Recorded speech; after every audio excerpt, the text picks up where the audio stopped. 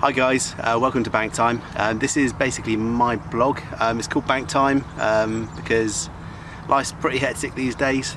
Married, 2 kids, in the middle of buying another house at the moment. I've got another job, kind of as well as that, doing something else. So life's pretty busy. Very important I get my bank time. I'm addicted to fishing, love it. You know, I think about carp fishing every single day in some shape or form.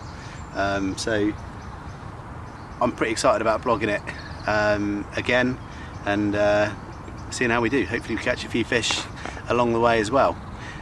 Today I'm down at Broadlands Lake in just outside of Southampton, kind of Romsey area. Fantastic day ticket water, fish approaching 40 pounds, kind of coming out around kind of 38. But you know, there's absolutely fantastic fish. It's a big lake. I've picked this swim kind of around the back in an area called Carp Alley. I'm in peg number 32. I kind of picked this one because there's kind of 3 empty swims that way and about 4 empty swims that way, so I've got a little bit of space. If it's busy down here, sometimes you know there is somebody fishing quite close to you and quite close to you. So while it's like this, I can at least kind of cast into the next swim if I see showing fish and not really commit too much bait to it. So I'll kind of talk you through what I'm doing in a bit, but yeah, it's good to be back doing something, you know. Nothing to plug. Yes, I'm with Richworth Baits. I look after the UK team with my good friend Adam and the field testers and the social media, but this isn't Richworth Baits, this is me. I'm not affiliated to any tackle company because I don't think one of them does everything I need, you know. I like this from them, this from them, this from them. I don't want to be lying on a blog saying this is brilliant when I actually would prefer to be using that. So yeah, pretty much unbiased blog of what I actually do during a session, and if what I do during a session is awful and rubbish and I've made some mistakes, that is going to be blogged as well. Right, so this is my swim. I'm basically fishing 3 rods right across the kind of back, about a rod length off the bank.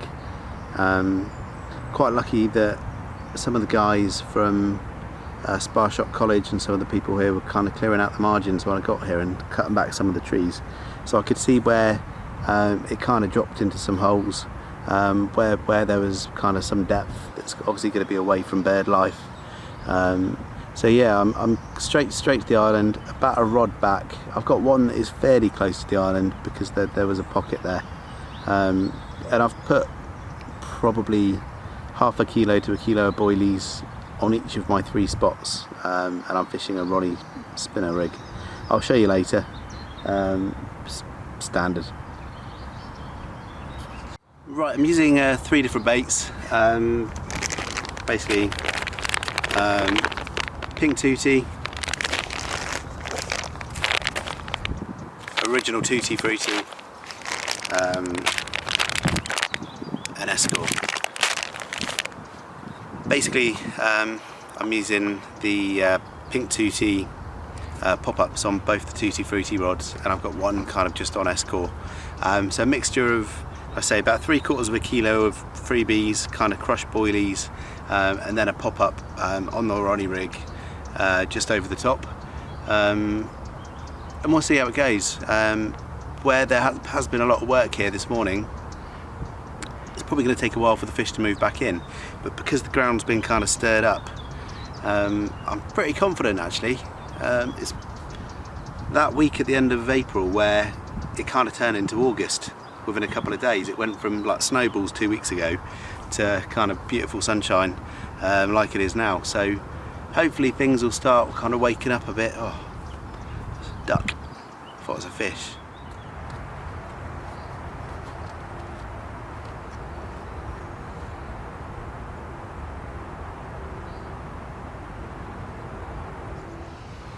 Right, I'm just going to talk about my basic setup. I'll probably show you like on the actual rod when I catch a fish, hopefully, and it comes out. But I'm never going to go through in any detail what my rigs are. Never going to happen. I'm not revolutionary designing rigs at home all the time or tweaking rigs. I've used a knotless knot rig for about 10 years, never changed it. The only thing I've kind of added into the rigs that I would use is the Ronnie spinner rig, and I'll fish with a naked chod as well. If you search for rigs or search for a rig you're looking for, then there'll be a tackle company that has made a better video than I'd make. For instance, when I first heard about the Ronnie rigs, first thing I'd done, go out, buy a packet of Gardner Ronnie rigs, looked at the components, replicated it. That way you can't really make any mistakes. These guys are the experts. Obviously other tackle companies are available, and I'm using a quarter safe zone lead clip leader. Again, I wasn't planning on using leaders on this venue, but during the walk round I've seen kind of a lot of swan mussels, the shells in the margins, which can be quite sharp and abrasive, and where it's quite shallow on this bank, it seems to get quite deep in the middle and come up again the other end. So where your line is kind of rubbing against where it kind of gets deeper, that end, it can be quite abrasive. So I've got one on for this session, and we'll see how that goes. But standard Ronnie rig, deconstructed from the Gardner shop bought ones, lead clip safe zone leader, simple as that really. All 3 rods. I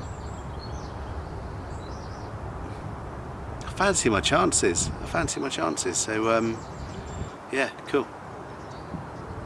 Catch you later.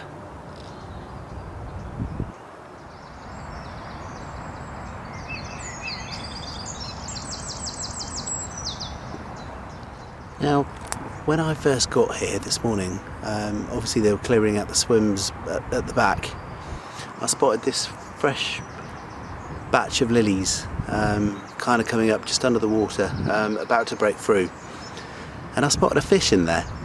Not very big, probably not even double figures, but what I'd done is I chucked a load of boilies, probably 20 or 30 kind of singles dotted all the way around them, just to see if we could start seeing some sort of movement or kind of ripples or indication that there's fish in there a bit later on. And funny enough, I've just noticed some reasonable movement on some of them. It's not doing it for me on the camera now, but it does look as though there's potentially going to be fish moving in and out of these lilies, so might well be worth popping a rod on there as well. Potentially my roaming rod that I was talking about earlier. So I'm not having that.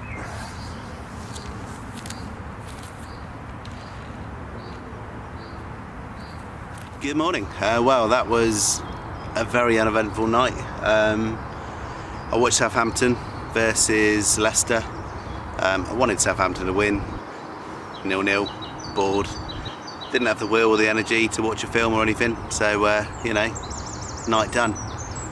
On the fishing front, 2 o'clock in the morning, I had a beep on my left hand rod, about 4:30, single beep on another one, middle or right. So yeah, not too exciting really. I'm going to change it up a bit this morning, mainly because I had such open space to the left and right of me, last night being the Thursday night, that I kind of sneaked a couple of rods into, I kind of spread my rods out, so I was really fishing, I suppose pegs 31, 32, and maybe just into kind of 33. It's Friday night tonight, so you can absolutely guarantee that people are going to be finishing work or finishing school or finishing what they're doing for the week and coming down for the weekend. So I've tucked my lines in, so they're actually fishing on peg 32. And speaking to one of the guys on the Richworth team, Steve Phipps, and also a couple of the people around here, everybody fishes to the island.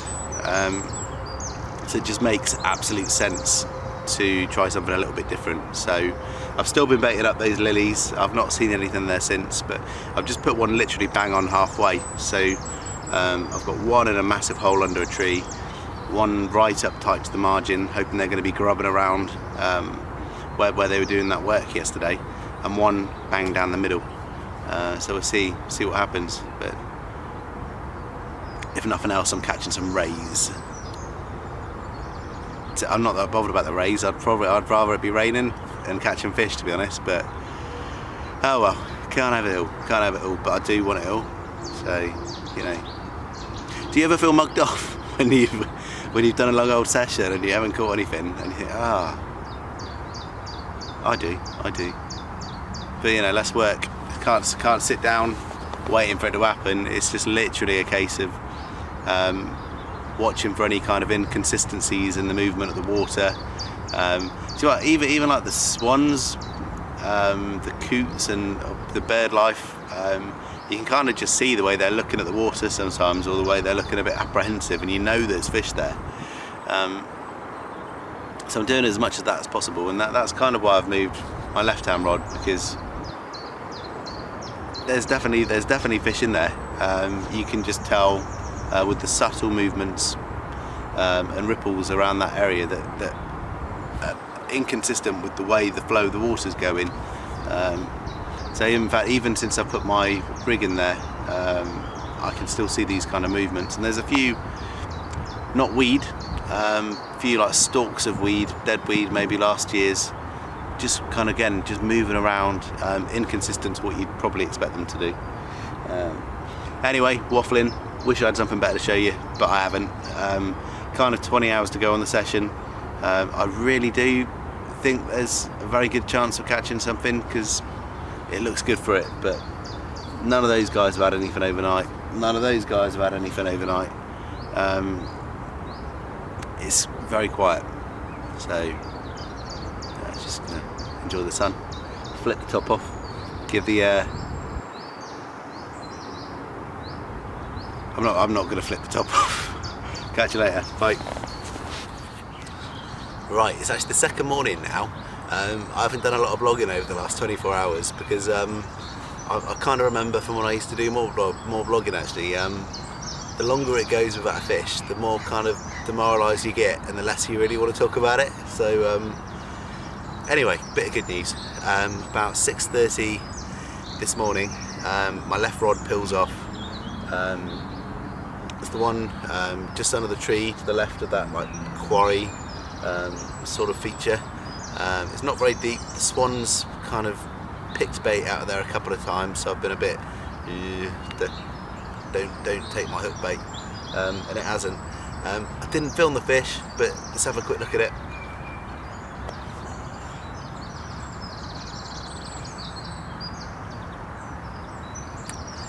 There we go, 18-pound 2 common carp, and what a stunning fish as well. And I've got to say, what an amazing fight.